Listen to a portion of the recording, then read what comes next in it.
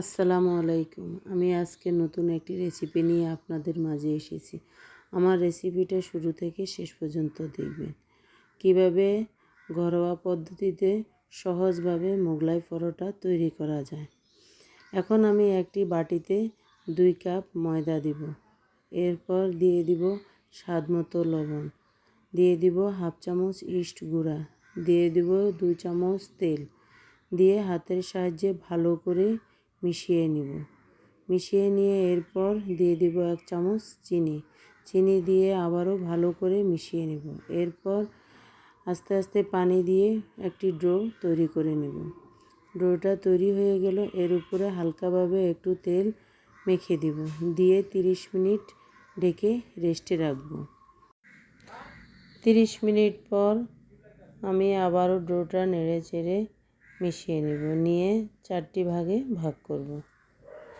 এই পর্যায়ে আমি একটি বাটিতে ডিমের মিশ্রণ তৈরি করে নেব।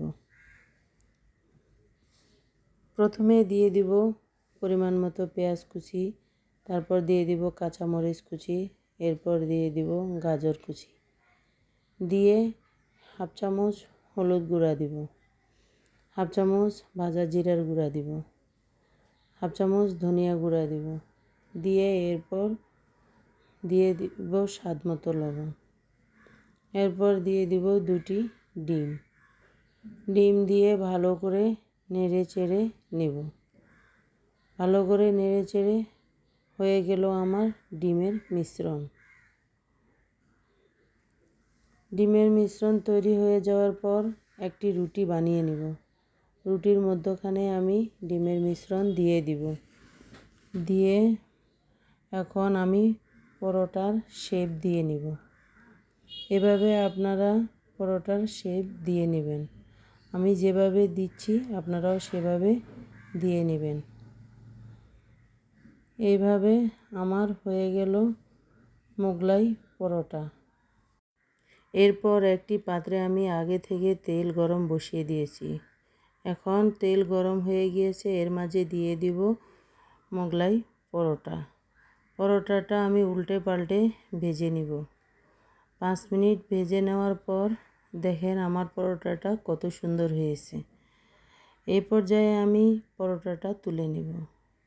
পরোটাটা দেখতে যতটা সুন্দর হয়েছে, খেতেও ততটা মজা হয়েছে।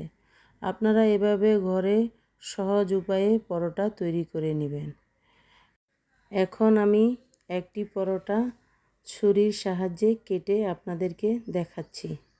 দেখেন ভিতরটা কতটা সুন্দর হয়েছে এবং খেতেও অনেক মজা হয়েছে। আপনারা এভাবে খুব সহজে বাসায় আমার মতো বানিয়ে ফেলতে পারবেন মোগলাই পরোটা। আমার ভিডিওটি ভালো লাগলে লাইক, কমেন্ট, শেয়ার করে দিবেন। আল্লাহ হাফেজ।